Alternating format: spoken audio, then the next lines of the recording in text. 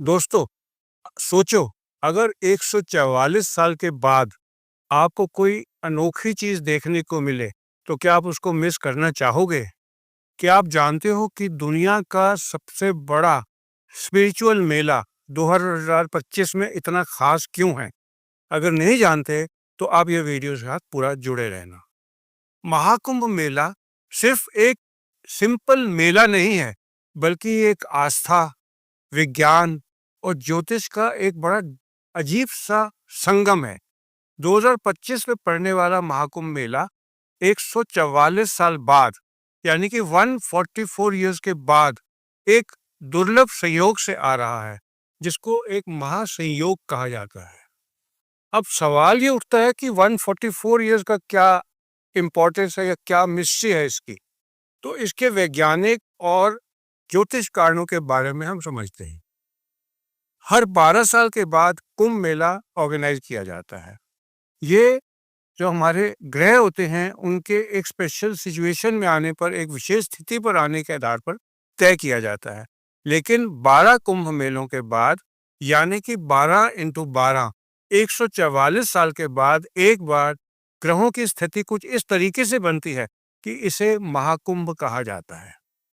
2025 में सूर्य, मून और जुपिटर ये एक विशेष राशि में संयोग बनाएंगे, जो ज्योतिर्लिंग के अनुसार, ज्योतिष विद्या के अनुसार एक बहुत शुभ माना जाता है।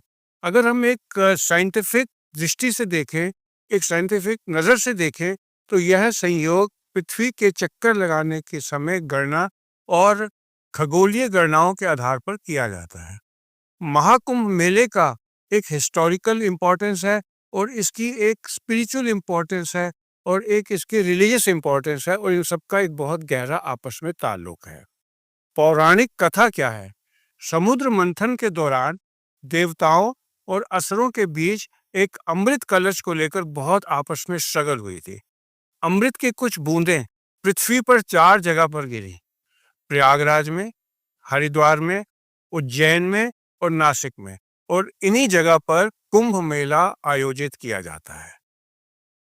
स्पिरिचुअल शुद्धि होती है। कहा जाता है कि इस दौरान पवित्र गंगा, यमुना और सरस्वती नदी में स्नान करने से सारे पाप धुल जाते हैं और मोक्ष की प्राप्ति होती है।